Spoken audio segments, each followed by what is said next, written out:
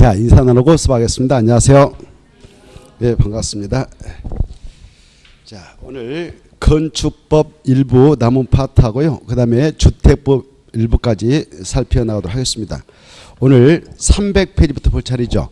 맞습니까? 예, 300페이지부터 보도록 하겠습니다. 날씨가 더운데 고생들 많으시고요.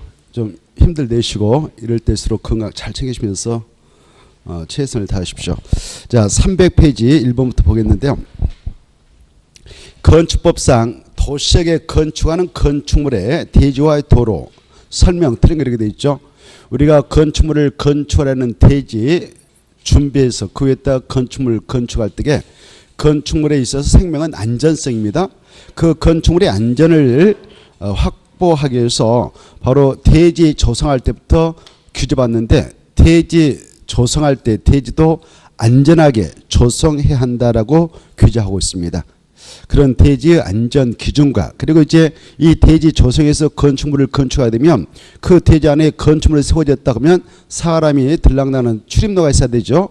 그러한 도로 문제, 이런 도로의 관계를 한번 보겠습니다. 자, 먼저 이렇게 대지를 조성하고자 할 때는 첫째, 이 도로가에서 땅 준비해서 이렇게 대지를 조성하고자 한다. 그럴 때 이 대지는 도로면보다 원칙 낮아도 됩니까? 낮아서는 안 됩니까? 낮아서는 안 되죠. 낮아버리면 이 여름에 빗물이 이렇게 들어와서 대지에 침수를 야기하죠. 그러면 건축물 건축하더라도 건축물도 위협당하지 않겠습니까? 그래서 이 대지는 인접한, 이와 인접한 도로면보다 낮아서는 아니 된다. 그러나 예외도 있다. 낮아도 되는 경우도 있다. 어떤 경우는 낮아도 되냐? 설령 빗물이 들어왔다 그러더라도 이 대지에서 빗물 쭉 빠지게 배수에 지장이 없도록 하게 됐다든가, 배수에 지장이 없도록 조치를 취한 경우, 그 다음에 바로 이 건축물을 건축할 때 건축물 용도상 방수부 조치를 취할 필요가 없는 건축물로 들어설 대지, 이 대지는 외주로 도로면보다 낮아도 된다, 이렇게 알아두시고, 그 다음에 두 번째, 여러분이 대지 준비했는데 여기에 물이 나오고 있다. 그럴 때 또 대지 조성하려고 하는데 이게 쓰레기 등으로 매립된 그런 매립지였다. 물이 나오고 있는 땅, 습한 토지, 이걸 약속으로 습지라 합시다. 이런 습지라든가 매립지는 건축물을 건축할 수 있다 없다? 있다. 그렇죠. 건축물을 건축할 수는 있는데, 법적으로 있는데 건축을 하려면 대지 안전을 확보하기 위해서 미리 바로 성토를 하든 아니면 지방 개량하든 그런 조치를 취할 의무가 있다. 성토를 하든 아니면 지방 개량하든 대지 안전과 관련된 그런 조치를 해야 할 의무가 있다. 자, 그 다음에 세 번째, 이렇게 대지에 빗물이 뜨드득 들어오지 않겠습니까? 빗물은 옆에서도 들어오지만 하늘에서도 바로 떨어져 버리죠. 그렇죠? 그래, 이 빗물이 들어왔을 때 배수에 바로 지장이 없도록 배수관을 설치한다든가 하수관을 설치한다, 이런 관을 꼭 설치할 의무가 있다. 관을 설치할 의무가 있다. 설치 의무가 있다, 이렇게 하시고, 또 더러운 물, 오수가 들어오더라도 바로 빼내는데 지장 없는 그런 관을 꼭 설치할 의무가 있다, 이렇게 하시고, 그 다음에 네 번째, 이 경사진 곳에서 바로 건축물 건축하고자 대지를 조성하고자 한다. 경사진 곳을 바로 이 흙을 깎아내려 가지고 경사지게 만들었다 그러면 절토부비하고, 그 다음에 흙을 쌓아 가지고 경사지 만들면 바로 성토부를 하죠. 성토부분. 이렇게 성토했던 절토했던 그 부분의 경사도가 1대 1.5 이상으로서 이 부분의 높이가 바로 1m 이상이면 이 송교 우려가 있는 토지에다가 대지를 조성해 나가고자 할 때는 반드시 여기 앞에다 무엇을 꼭 설치해야 될까요? 옹벽, 그렇죠? 옹벽을 설치해야 된다. 이거 자, 성괴 무너져 내릴 우려가 있는 토지에다가 대지를 조성해 나가고자 할 때는 바로 이 성토 절토했던 부분의 경사도가 1대 1.5 이상으로서 그 부분 높이가 1m 이상이면 꼭 옹벽을 설치할 의무가 있다. 이때 옹벽을 축조하게 될 때에 이 부분 높이가 있어가지고 2m 정도 이렇게 축조하려고 한다. 딱 2m까지만 축조하려고 한다 합시다. 2m까지만. 그럴 때는 옹벽 축조할 때 이 옹벽을 공작물 하는데 이 공작물인 옹벽을 축조한다, 만든다. 그럴 때에 신고할까요, 안 할까요? 안 하죠. 그래 2m까지만 할 때는 신고하지 않고 2m 넘게 축조하려고 한다. 그때부터는 신고 대상이 되니까 미리 신고를 해야 되죠. 이때 신고만 하면 되지 허가 대상은 절대 없다. 이때 신고는 이것이 소지하고 있는 그 지역을 관하고 있는 바로 장소가 세종시다. 그러면 누구한테 신고할까요? 특별자치장. 그렇죠? 그 다음에 이곳이 제주도면 특별자치도의사. 여기가 팔도 내에 있는 모 시다 그러면 시장. 군이면 군수. 여기가 서울특별시 6대 광시면 누구한테 신고할까요? 구청장. 그렇죠? 자치구 바로 구청장. 여기까지 여러분께서 생각해 두시기 바라고, 그 다음에 이제 이 옹벽을 축조하게 될 때요, 여기 보세요. 옹벽을 축조하는데 2m 이상으로 축조를 하려고 한다. 2m 이상으로 축조할 때는 옹벽의 모양새를 바로 무엇으로 꼭 만들어야 한다. 그렇죠. 콘크리트로 만들어야 한다. 그래 콘크리트 만들다 보면 여기에 여름에 빗물이 막 땅 속에 들어가지 않겠습니까? 그래 물을 함유하게 되죠, 흙들이. 그러면 뒤에 이 흙이 바로 밑에 물이 고염으로써 수압이 증가해서 옹벽을 무너뜨릴 소지가 있지 않겠습니까? 그래서 옹벽에 물이 뒤에 쌓이면 안 되니까, 고이면 안 되니까 물을 빼내게 한 이 공간을 만들죠. 파이프로. 이걸 배수공, 배수를 위한 시설하죠. 배수를 위한 이 시설은 옹벽의 예벽면 밖으로 튀어나게 설치해도 될까? 설치하면 안 될까? 설치해도 된다. 여기까지. 설치해도 된다, 이건. 그리고 이거 옹벽이 무너지지 않도록 지지를 한 지지시설, 이것도 옹벽의 예벽면 밖에다 설치해도 된다. 그런데 이 두 가지 구조물을 빼고는 바로 옹벽면 밖으로 튀어나지 않게 깔끔하게 설치하도록 기준한다. 여기까지 알아두셔야 됩니다. 이게 대지 안전 문제였습니다. 이렇게 이제 대지 조성했다 합시다. 대지 조성해가지고 건축물을 건축해서 이용하려면은 우리 건축법상 도로하고 최소한도 몇 미터 이상 접하도록 해야 할까요? 최소. 도로와 대지, 대지 관계. 이건 이제 도로와 대지 관계를 하잖아요. 대지와의 도로 관계, 뭐 같은 말이죠. 관계. 도로와 대지와의 관계. 대지와 도로와 대지 관계. 그래 이 대지와 도로의 관계와 관련해서 최소한도 몇 미터 이상 접하도록 해야 된다. 이렇게 건축물 건축할 때는 몇 미터? 오, 좋아. 최소가 2m다. 최소 2m. 그래 2m 이상은 접어야 합니다. 그때 이 도로라고 하는 것은 어떤 의미의 도로냐? 첫째, 사람의 보행이 불가능한 도로하고 잡아도 된다. 불가능한 도로하고 잡으면 의미가 없다? 의미가 없죠. 사람의 보행이 가능한 그러한 도로하고 접하고 있어야 한다. 건축법상 도로하고 접하고 있어야 돼. 그래 건축법상 도로의 뜻이 뭐냐? 건축법상 도로라고 하는 것은 시험에 오래 나올 것인데, 건축법상 도로예요.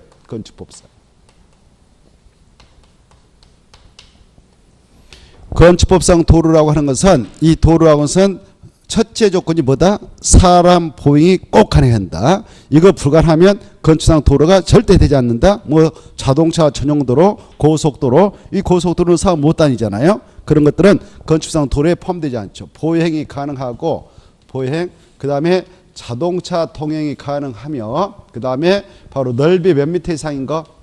4m 이상인. 그리고 이렇다고 해서 건축상 꼭 도로가 되는 거 아니죠. 바로 행정처에서 그래 이건 건축상 도로 맞죠? 라고 고시가 돼 있어요. 고시. 그래 이 신설 변경에 고시가 돼 있어야 한다. 이때 고시할 때는 법에 의해서 고시를 행정사 하는데 그 법은 국토개법도 좋고 그 다음에 사도법도 좋고 그 다음에 도로법도 좋다. 이런 관계 법령에 따라 그 신설 변경에 대한 고시가 되어 있는 도로이거나 이 건축하신 것이 행정처 시도사내 시장수 구청장이 그래 이거 도로 맞아 건축상 도로 맞다라고 공고가 된 도로 뭐가 돼야 된다고? 공고. 이런 도로를 건축상 도로로 하지 않겠습니까? 그리고 실제로 아직 개설되어 있지 않다. 아직 실제로 개설되어 있지 않는 그런 도로라도 건축법상 도로로 인정한다 안 한다? 인정한다. 그래 실제로 아직 개설되어 있지 않는 계획상의 도로를 뭐라고 합니까? 약자로.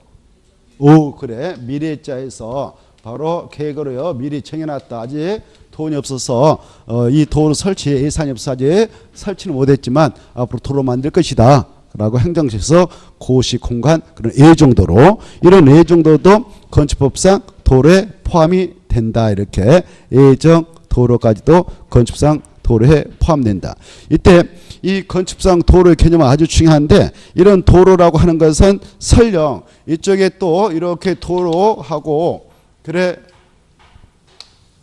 이렇게 도로가 있겠는데 이 도로는요 이 도로는 경사졌어요. 경사져 가지고 저희 계단으로 올라가나 이렇게 사람 보행은 가능한데 자동차 통이 사실상 불가능한 그런 구간이다.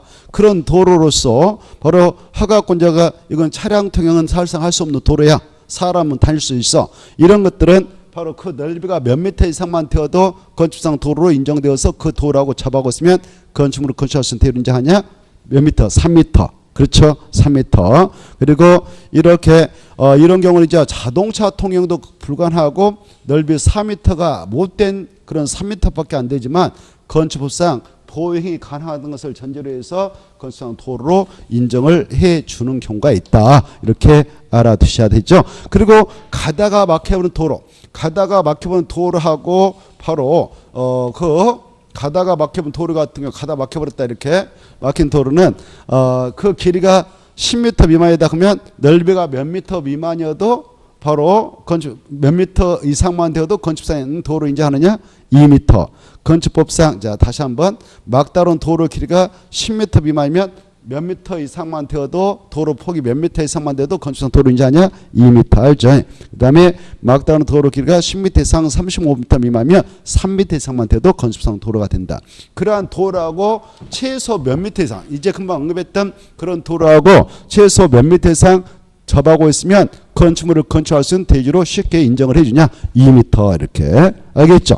근데 이러한 건축상 도로하고 반드시 2m 이상 꼭 직접 잡아고 있지 아니해도 그 대지에 출입하는데 그 허가권자가 판단했을 때 지장이 없다라고 할 때는 건축물을 건축할 수 있는 대지로 인정해서 건축허가 등을 받아가도록 해줍니다. 예컨대 여기 도로화가 있는데 도로 바로 옆에 공원이 있다. 아니면 뭐 광장이 있다. 광장. 그래 이 도로하고 직접 답하고 있지 않은 이 대지가 있는데 이 대지는 이 공원이라든 광장을 통해서 출입이 가능하다. 이렇게 출입이 가능하다. 그래 출입하는데 지장 없으면 직접 2m 이상 이 도로하고 접하고 있지 않지만 이때 건축물을 건축하는 대지로 인정을 해 줄 수도 있다. 이렇게 좀 이해를 해 두시기 바라고 조금 전에 건축물을 건축하려는 그 대지는 넓이 4m 이상의 도로에 원체 2m 이상 접할 것을 요구했다. 그쵸? 요구했죠.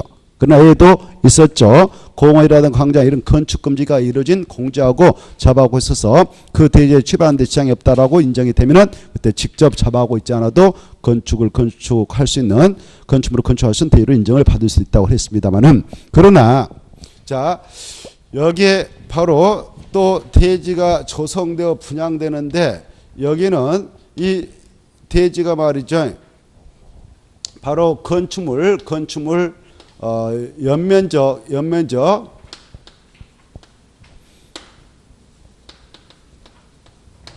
연면적 합계 이 대지에 들어설 건축물의 연면적 합계가 바로 2,000제곱미터 이상이 들어설 대지다. 그러면 상황은 또 달라지죠. 넓이 몇 미터 이상이 도로에 최소한도 몇 미터 이상 잡을 것을 요구하고 있는가? 6미터 이상의 도로의 폭 넓이라고 말입니다. 폭 6m 이상 6m 이상의 도로에 최소한도 몇 미터 이상 접어야 된다? 4m. 이렇게 4m 이상 접어야 할 것을 요구하고 있다. 근데 이 건축물이 공장이라면 또 달라지죠. 건축법상 공장에 여러 가지 특례를 적용해 줍니다. 그래서 공장의 경우는 2,000부터 적용하지 않고 3,000부터 3,000제곱미터 미만인 공장이다 라고 한다면 넓이 4m 이상인 도로에 2m만 접어도 되고, 그리고 그 3,000제곱미터 이상, 연면적계 3,000제곱미터 이상인 공장의 건축물이 들었을 때라면 넓이 6m 이상인 도로에 4m 이상 접어할 것을 요구하고 있다. 여기까지 알아두시면 좋겠습니다. 여기까지가 건축상 도로와 또 도로와 대지와의 관계라 말씀드릴 수 있는데요. 그 내용을 바탕으로 해서 바로 이 내용들을 체크해 볼까 합니다. 그리고요, 이제 이 건축물을 도로하고 잡아오고 있는 대지에서 이렇게 도로하고 잡아오고 있는 대지에서 건축물을 건축하고 한다. 이렇게 도로하고 잡아오고 있는 대지에서 건축물을 건축하고자 한다. 이렇게 대지가 있다. 대지가 있다. 그때 이 건축상 도로가 있는데, 도로 최소 폭은 아까 도로 원칙적으로 얼마 이상은 돼야 된다고 그랬어요? 4m. 이걸 소요 넓이라 해요. 뭐라 한다? 소요 넓이. 이 소요 넓이 이상인 도로, 이게 4m 이상 도로하고 대지가 잡아오고 있다 그러면 이 대지 안에서 도로 쪽으로 바짝 붙여가지고 건축물이라든가 담장을 건축 축조할 수 있는 그 한계성을 규제하고자 건축서라는 걸 적용하겠다라고 하고 있죠. 그래, 건축서는 이 도로폭이 4m 이상이라면 이 건축선, 대지 안에서 도로 쪽으로 건축물을 배치할 수 있는 한계성인 건축선이라는 것은 도로와 대지의 경계선 그 자체가 되죠. 그렇죠? 자, 그 자체가 된다. 이게 건축선이 되죠. 이렇게. 그런데 만약 또 여기 도로가 있는데, 이 도로가 있는데 이것도 도로인데 이건 소요 넓이에 못 미치는 2m밖에 안 된다. 그때 이걸 뭐라고 표현하냐? 소요 넓이에 미친다, 못 미친다. 4m 못 미치죠. 그래서 소요 넓이에 못 미치는 도로다 그러죠. 소요 넓이에 못 미치는 도로하고. 그래, 여기 또 대지가 있다. 그때 이 대지하고 이 대지가 소요 넓이에 못 미치는 도로하고 잡아오고 있다. 그럴 때는 소요 넓이를 강제로 확보하도록 규제하기 위해서 4m를 확보하도록 규제하기 위해서 여기 도로 중심을 기준해서 양쪽 대지 소재가 공평하게 처할 테니까 뭐 섭섭하게 생각하지 말라. 이건 강제적이다. 그렇죠? 그때 소요 넓이라고 하는 4m를 확보하기 위해서 도로 중심선을 기점으로서 이쪽으로 대지 안으로 몇 미터 우태해서 건축 딱 그어야 되냐? 2m. 이쪽으로도 2m. 무엇을 기준으로 해서? 도로 중심선을 기준으로 해서. 무엇을 기준으로 해서? 중심선. 이때 그러면 여기에서 여기까지를 뭐라고 표현하냐? 소요 넓이의 2분의 1에 상당한 수평거리만큼 물러났다. 이렇게 알겠죠? 그 선을 건축선으로 정하고, 너도 건축선으로 정하고 건축물을 건축해라 이렇게 하고 있죠. 이때 여기 이 건축선을 가지고 건축물을 이렇게 건축하게 될 때에 이렇게 이 대지 소유자 이렇게 건축하겠는데, 여기 빨간 부분은 여기 대지 소유자가 A, B, C가 있다. 그때 B가 이 대지 소유권을 그대로 가지고는 있지만 이용권에 제한을 받는 거죠. 이용권을. 이 대지 소유권은 사용수익 처분 권능을 가지고 있잖아요. 그렇죠? 그중에 무엇에 제한을 받는다? 이용 제한.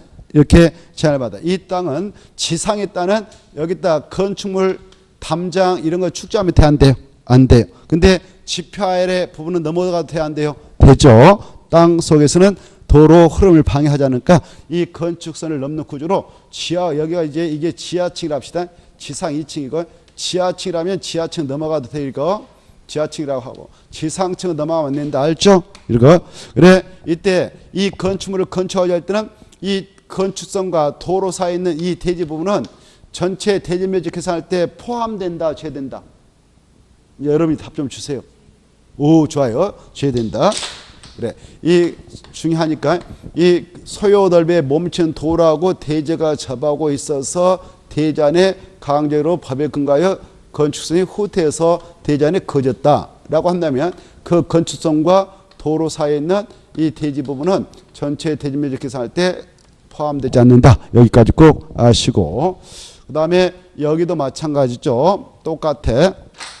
근데 여기 건축성과 관련해서 여기는 바로 경사지가 있고 경사지, 도로가 있고 도로도 소요에 멈추는 3m밖에 안 된다. 대지가 있다. 경사지가 있다든가 아니면 여기 철도가 지나고 있다. 철도, 선로가 쫙 깔려 있다. 하천이 있다. 뭐 철도가 있다든가 아니면 하천이 있다든가 그 다음에 선로가 있다든가 이런 것들이 있고 바로 이게 소요 넓이에 멈춘 도로가 있다. 소요 넓이에 못 미치는 도로 3m짜리가 있다 라고 가정합시다. 그리고 이 대지가 이렇게 있다 합시다. 이렇게 있는데 이때 이 대지에다가 여러분이 이 대지를 중개해 준다든가 아니면 여러분이 이 건축물을 건축하려는 주인공이다. 대지. 그때는 여기다 바짝 도로와 대지의 경계선, 이 경계선인 이 선을 건축선으로 삼으면 될까 안 될까? 안 되죠. 바로 이거 건축선으로 삼으면 안 되고 이 경사지 쪽에 있는 또 철도, 하천, 선로, 부지 쪽에 있는 이 도로 경사지 지점을 해서 대지 안쪽으로 강제적으로 의무적으로 몇 미터 후퇴해서 알아서 건축선을 확정하고 그 건축물을 건축하도록 기재봤습니까? 여기서 여기까지 최대 몇 미터가 들어올까요? 4미터. 이걸 소요 넓이라 한다. 말한다고요? 소요 넓이에 상당하는 수평 거리만큼 대지 안쪽으로 물러난 선을 건축선이라 한다. 이렇게. 그러면 여기서 여기까지 총 4미터가 들어오지만 여기서 여기까지 몇 미터 들어왔나요? 1미터 들어옴을 이해하고 계셔야 되죠? 자, 이때 여기 대지 길이가 7미터다. 여기 전체 길이가 14미터다. 여기서 여기까지는 10미터다. 그리고 여기서 여기까지는 20미터다. 야, 이제 금방 이 대지의 그 면적을 구해봐라 라고 한다면 구할 줄 알아야 되겠죠. 이때 건축선이 대지 안에 거졌다면 이 건축선과 도로 사이에 있는 이 대지 부분은 전체 대지 면적 계산할 때 포함될까 줘야 될까? 줘야 된다. 그래서 저 사각형 이렇게 생긴 땅에서 이 부분만 빼면 되겠죠. 이걸 가지고 한번 기출한 바 있는데 그래 이 면적은 빼니까 이 대지 면적이 얼마냐? 그러면 이 사각형에다가 이 사각형을 더하면 되겠죠.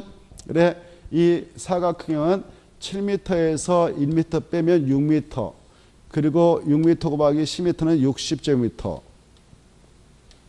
그 다음에 이 사각형은 바로 이 길이가 몇 미터냐? 아까 전체 14m에서 이걸 빼면은 이것은 7m. 여기 아까 120m. 그러면 이 사각형은 27에 14, 140. 그래서 총 200제곱미터구나. 이렇게. 이걸 한번 기출한 바 있단 말이에요. 알겠죠? 자, 그리고 이 건축선이라고 하는 것은 바로 또 이런 경우도 생각해 봐야 되겠네요. 도로 모퉁이에서의 건축선이라는 게 있어요. 도로 모퉁이에서. 이 도로 폭이 8m 미만이다. 이것도 8m 미만이다. 뭐 4m밖에 안 된다. 그런데 도로 모퉁이에 이렇게 대지가 있다. 이때 이 대지 길이가 20m, 10m다. 그때요. 이 차량이 이렇게 회전해 나갈 때 시야 확보를 원활하게 해서 이렇게 갈 수 있도록 여기 여러분이 대지소유라면 여기 건축선 이게 4m고 8m니까 마치 이게 건축선이 될성 싶어도 이게 건축선이 아니고 바로 대지 안에 일정한 거리를 후퇴시켜서 이게 건축선이다라고 걷게 돼 있어.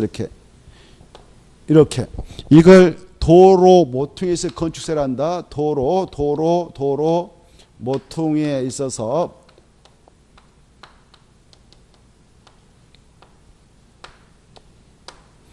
도로 모퉁이에서 건축선이라고 그래. 이때 이 건축선과 도로 사이에 있는 이 대지 부분은 전체 대지 면적 계산할 때 포함되지 않는다. 이렇게 하시죠. 알겠죠? 도로 모퉁이에서 건축선과 바로 도로 경계선으로 둘러싸여 있는 그 토지 부분은 전체 대지 면적 계산을 포함한다. 제한다? 제한다. 이렇게. 그 다음에 그런데 지금까지는 제외되는 걸 쭉 봤잖아요. 근데 이것은 포함되는 거 하고요. 여기 전국토가 이렇게 있다. 전국토가 있다면 전국토는 크게 사용도로 구분 지정 이용 관리하고 있다라고 했지 않습니까? 사용도 지역이 뭐가 있어요? 약자로 도간농자 알죠? 도간농자 이렇게 이때 이 네 가지 용도 지역 중 시가지 정비, 환경 정비를 위하여 필요하다면 설령 도로가 바로 이 도로 합시다. 도로가 4m 이상인 그런 도로가 있을지언정 대지 안에 이게 도로 주변에 대지가 있다 합시다. 대지 이거 대지라 합시다. 이게 대지가 있는데 대지 안에다가 후퇴시켜서 이게 건축선이다라고 그을 수 있는 경우 수가 있죠. 그때 무슨 지역에서만 대지 안에다 건축선을 별도로 지정고시할 수 있을까요? 도시역일 때만.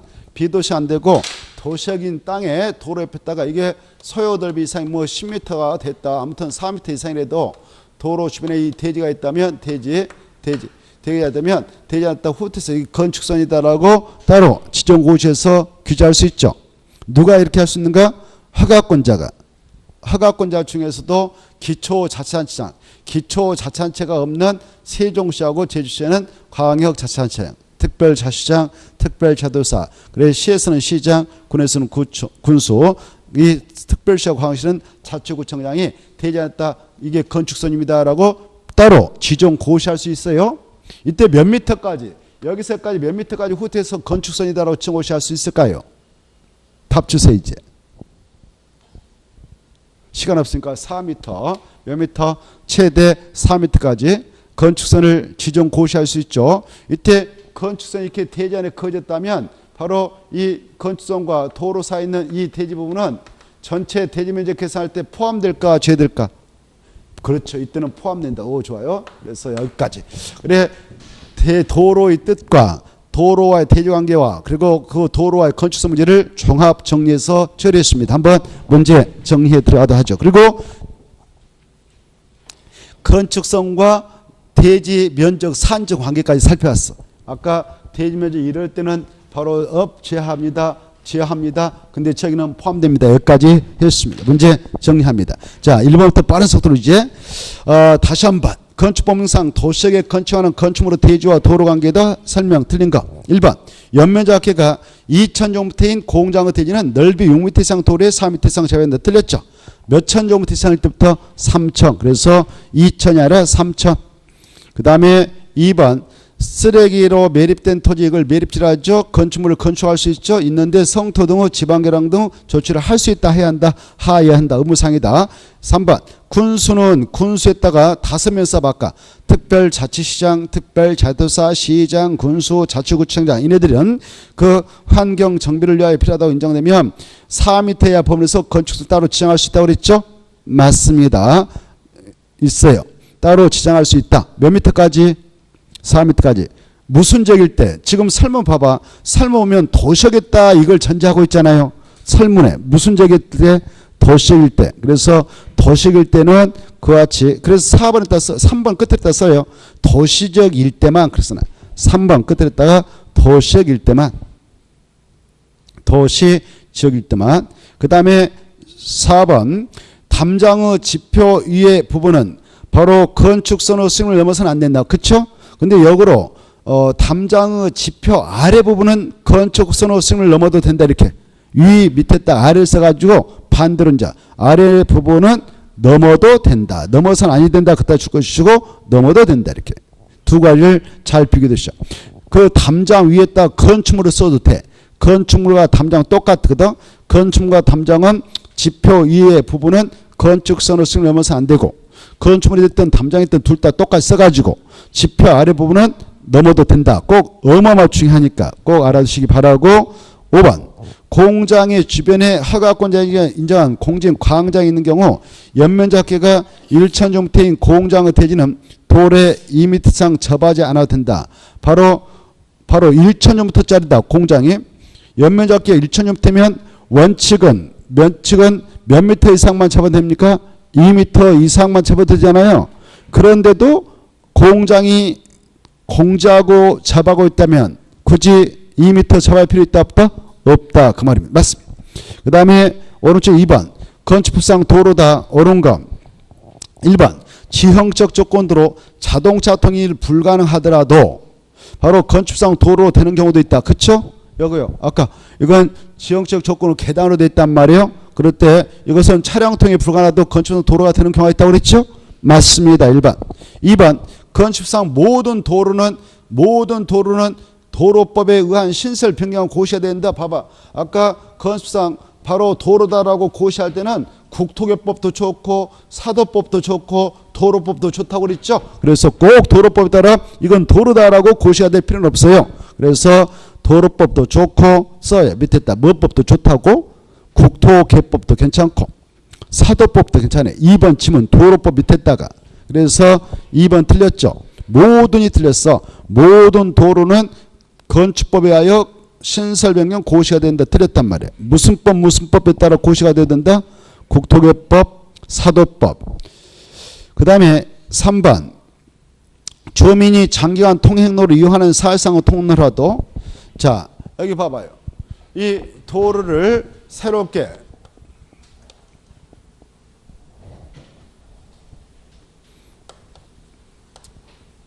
건축상 도로로 인정해 나가고자 도로를 지정 고시한데 이건 도로다라고 고시한다.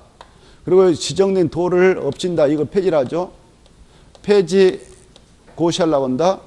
아예 위치로 옮기려고 그래. 변경. 이때 이렇게 도로를 지정하고 폐지하고 변경한다. 건축상 도로라고 하는 거. 이렇게 할 수 있는 권한권자는 허가권자다 이거 아시고 허가권자는 아시죠? 허가권자는 몇 명 있을까요? 7명. 건축법상 허가권자 아셔야 돼요.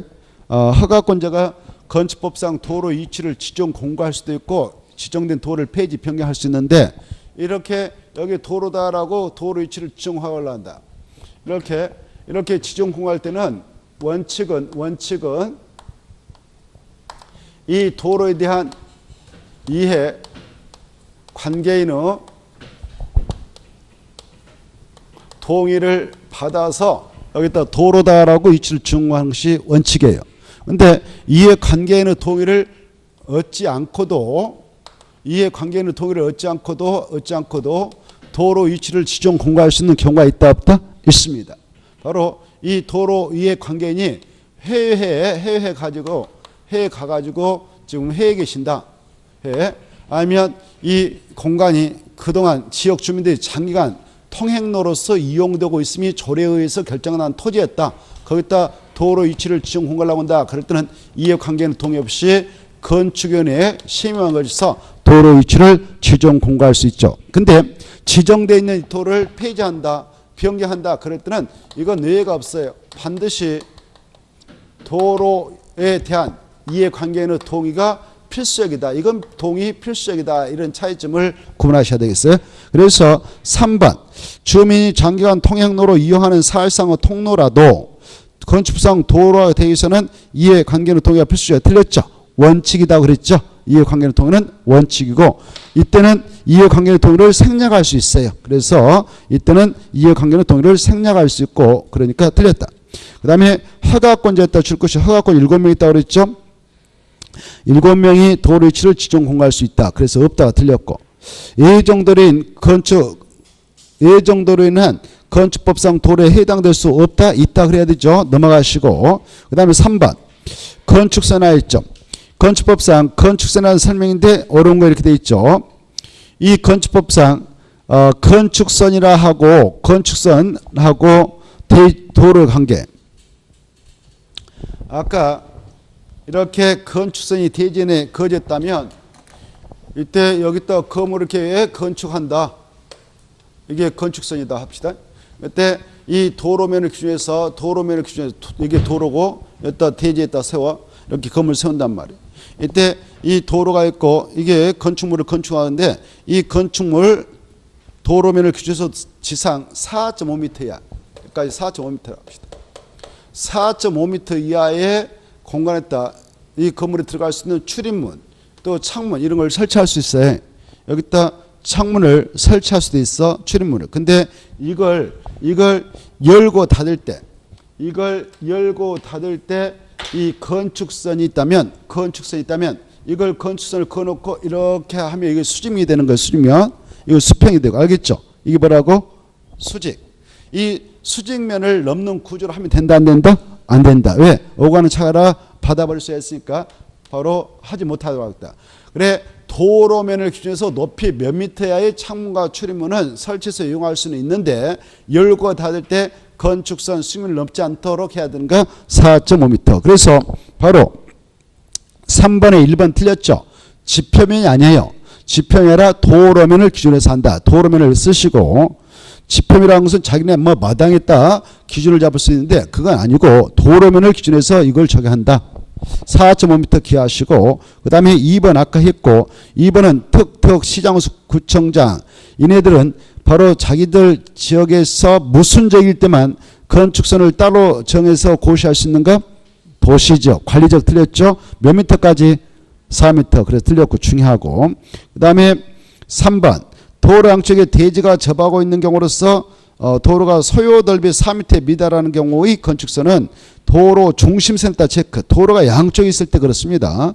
그때는 중심선을 기준해서 바로 해당 소요 넓이 2분의 1에 상당한 수평을 이렇게 2m죠.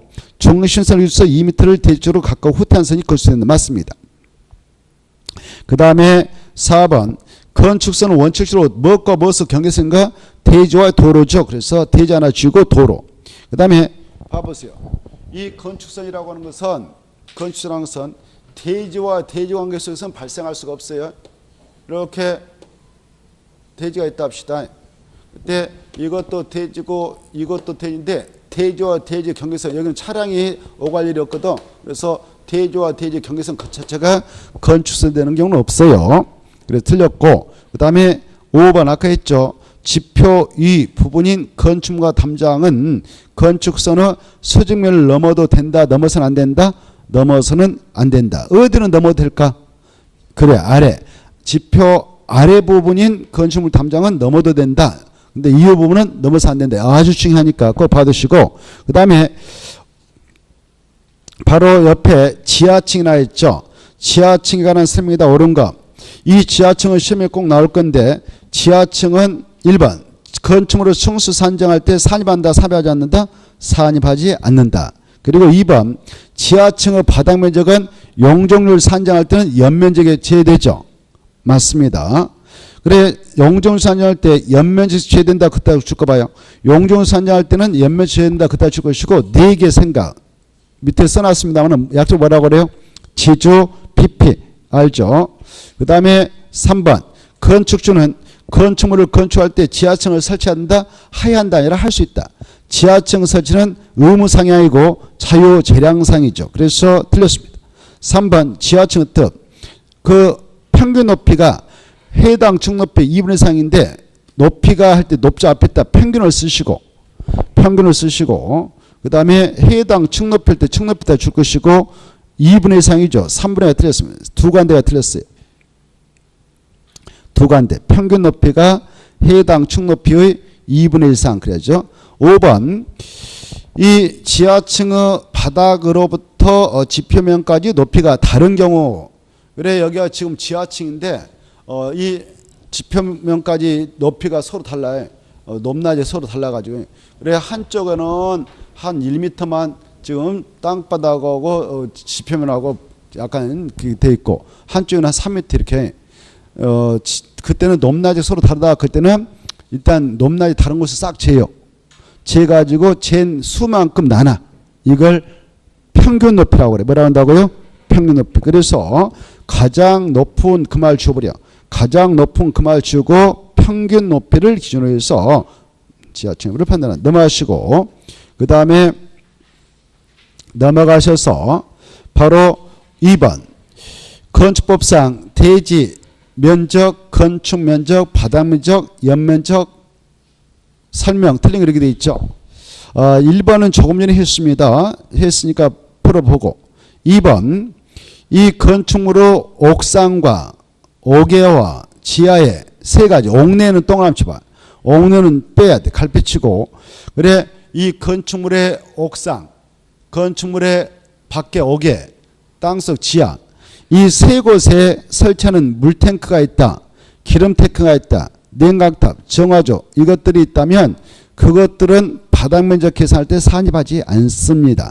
그래서 그 옥내에 만약 이 물탱크가 여기 옥내에 있다 이렇게 건물 안에 있다 그러면 물탱크가 차지하는 그 면적은 바닥 면적 계산할 때 포함하는 거예요.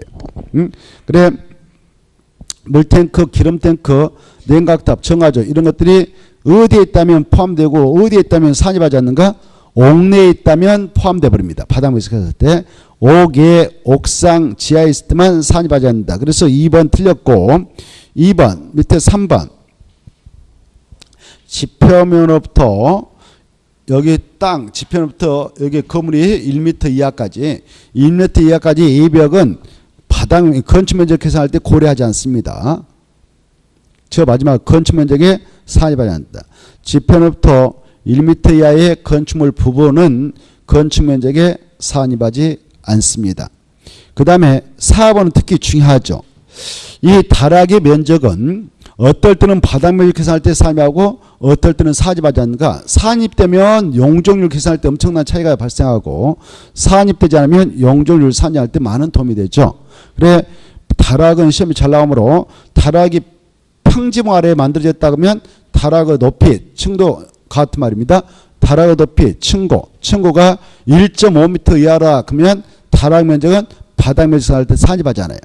역으로 1.5m를 초과했다 그러면 다락의 면적도 바닥 면적 계산할 때 산입된다 이거 하시고 경사 지붕 아래에 있는 다락의 높이가 1.8m 이하면 다락 면적은 바닥 면적 계산할 때 산입하지 않습니다. 그러나 초과하면 산입됩니다. 중요합니다. 수치 꼭 알아두셔야 돼요. 그러면 자 이렇게 생각해 보세요. 여기 이게 지하층이고 여기 이렇게 있는데 이거 주택이고 이것도 주택인데요. 평지붕입니다. 평지붕. 근데 여기 다락이 하나 있네. 다락이 있는데 다락의 면적은 50제곱미터. 다락의 층고는 1.7m. 층고 높이. 다락의 높이가 1.7m예요.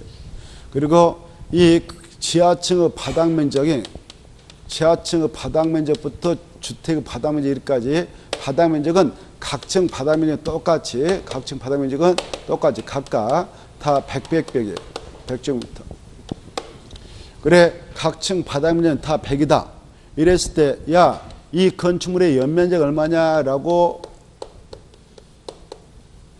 물어보면 바로 계산할 줄 아셔야 돼요. 연면적 얼마일까요?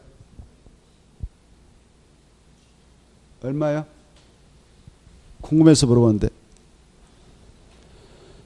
연면적 얼마예요? 자 300? 시간 없으니까 자 연면적 뜻은 알죠?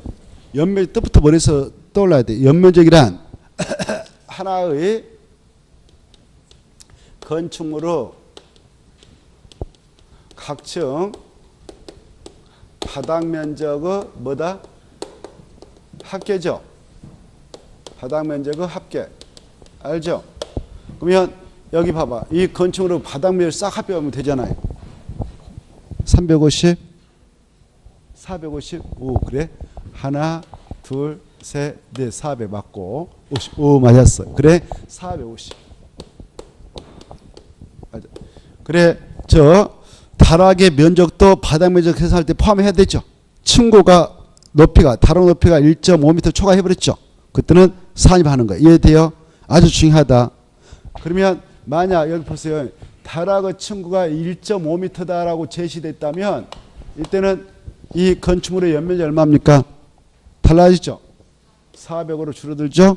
자, 근데 자 이게 이렇게 또 400이단 말이야. 야, 그러면 이 건축물에 들어서 있는 대지는 이 건축물에 들어서 있는 대지 면적은 1000인데 1000제곱미터인데 야, 이 건축물의 용적률이 지금 얼마 적용되냐? 용적률 물어봤어 이렇게 시험에서 이렇게 딱 그림 제시하고 그러면 이제 갖다 대입하면 되잖아요. 용적률 계산법 알죠?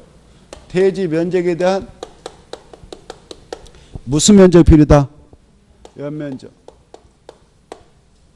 곱하기 100%.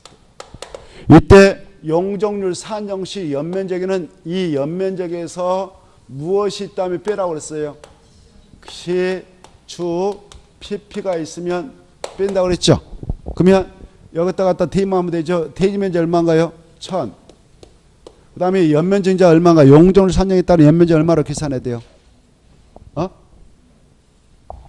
350? 왜? 이거 뺐고 이거 포함하고 1.5로 바뀌었어요. 그래 빼야 되죠. 1.5니까 바닥 계산할 때 산입하지 않죠.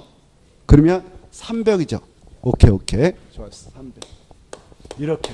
만약 그러면 아까 같이 1.7m다 이 친구가 그러면 또 달라지죠. 그러면 350도. 그래 용적률 산정 역시 엄청난 그 영향을 미치는 것이 또 다락 면제란 말. 이해돼요? 알겠죠? 다락 아주 중요하다. 자, 이해가 된 걸로 믿고 그 파트를 공부할 때는 이걸 아는 것이 시험 공부예요. 4번 다락의 층고. 층고는 우리말로 축높이라고 그랬어. 뭐라고 했다고요? 축높이. 써놔요. 축높이. 층고가 뭐라고? 축높이. 그래서 다락의 높이, 축높이 그렇게 같은 말이에요. 축높이. 그래 그 수치하고 이해를 잘해 두셔야 돼. 아주 중요하다. 그 다음에 5번 아까 했어. 중요하지만 안 읽었어요. 연면적은 하나의 건축물은 다 읽네. 또 아는다면서 또 읽네. 여러분이 해야 되는데 연면적은 하나의 건축물은 각층 바닥면적 합계다. 바닥면적이다. 합계. 그거 중요하고 각층이란 말은 지하층도 포함되는 겁니다. 근데 용적률 산정시 연면적에는 지조 PP는 제외된다. 제외했다 체크. 3번 건축법상 아까 했던 겁니다. 대지 면적을 산정한 경우에 대지 면적에서 제외되는 부분이 아니고 포함되는 부분은 몇 번이다? 3번이죠. 아까 이 지자체장이 자기 지역에서 도시일 때 4m까지 호텔에서 더 거놨다. 그때만 도로와 건축사인 대지 부분은 대지 면적 계산할 때 포함되고 나머지는 제외된다. 나머지 다 제외되니까 체크하시고 아까 4번은 풀어드렸고 넘어가셔요. 넘어가셔서 5번 보시면 건폐율 용적률 높이 제한 이렇게 나와 있죠. 자, 틀린 거 이렇게 되어 있는데 1번, 2번 뜻 중에 꼭 암기해야 돼. 이미 알고 계시죠? 건폐율은 대지면적에 대한 건축면적 비율, 연면적에 대한 비율은 용적률. 그 다음에 건폐율을 최대한다는 원칙은 국토개법의 규정에 따릅니다. 그러나 건축법 3번과 4번을 묶어요. 3번과 4번을 묶어서 건축법은 특별법, 국토개법은 일반법 이렇게 쓰나. 그래서 특별법이라고 볼 수 있는 건축법이 일반법의 기준을 완화할 수도 있고 강화할 수도 있는 것이죠. 그래서 없다가 틀렸어. 강화나 다 할 수 있어요. 그래서 틀렸고 1조동 확보를 위하여 건축물 높이가 제한될 수도 있습니다. 맞습니다. 6번 조금 전 했는데 이 용적률 얼마냐 이렇게 보았죠. 자, 용적률 계산법은 분모에다 뭘 넣고 대지면적, 분자에다 뭘 넣고 연면적, 곱하기 100%인데 그때 분자의 연면적은 뭐가 있다면 제한다? 제주 pp가 있다면 제한다. 그래서 그걸 이해하고 풀면 되지 않겠습니까? 그래 거기 용적률 물어봤으니까 그 기출문제인데 용적률 물어봤으니까 갖다 대입하면 되잖아요. 이거 공식하고 이해하고.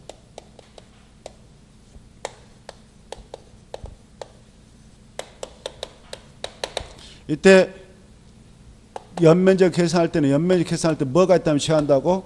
지, 주, pp가 있다면 뺀다고 그랬어요. 그래 여기다가 갖다 대입하면 건축면적 대지면적 얼마인가? 1000. 그 다음에 용적률 산정시 연면적 얼마로 계산하는가? 그 제시된 내용을 보면 지하 2계층 지상 5층으로 되어 있다. 지붕 평지붕이다.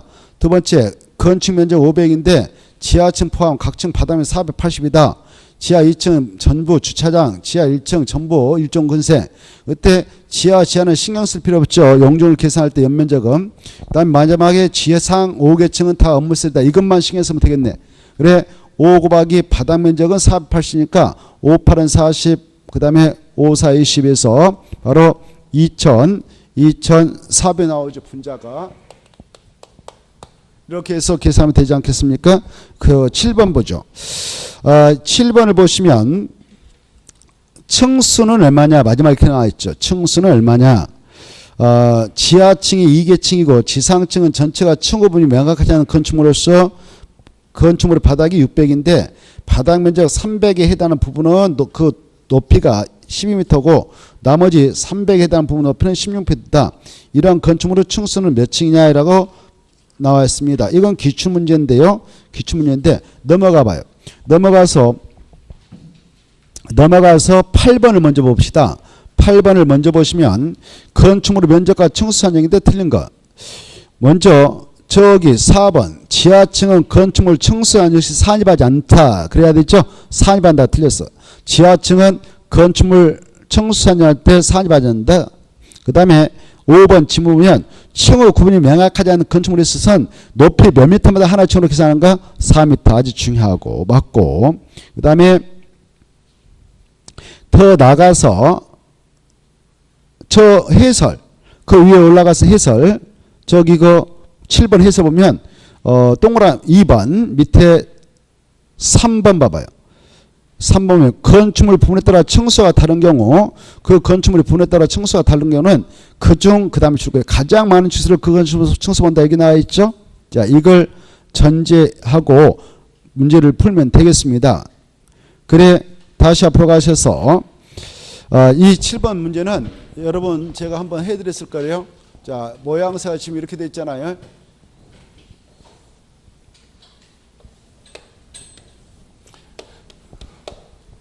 이거 땅속 지표면 아래에 있으면 그건 지하층이죠. 지하층 있고 지하층 두 개네요. 그리고 지상층은 층호 구분하잖아요.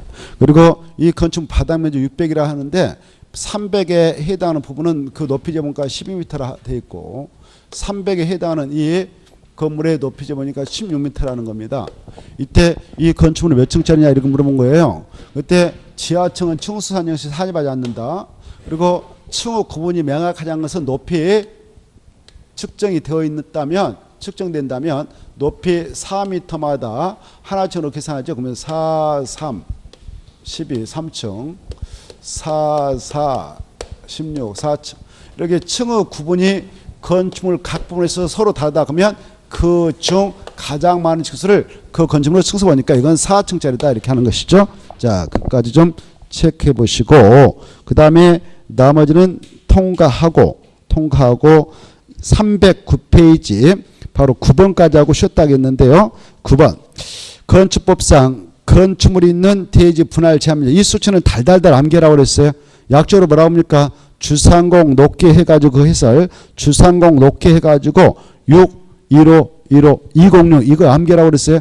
건축물은 대지 분할 제한면적 해서 주상공 높게 해서 6 1515 206 60 150 150 260 그걸 전제하고 문제 풀면 되겠죠. 10번은 잠시 쉬었다가 풀어보도록 하겠습니다.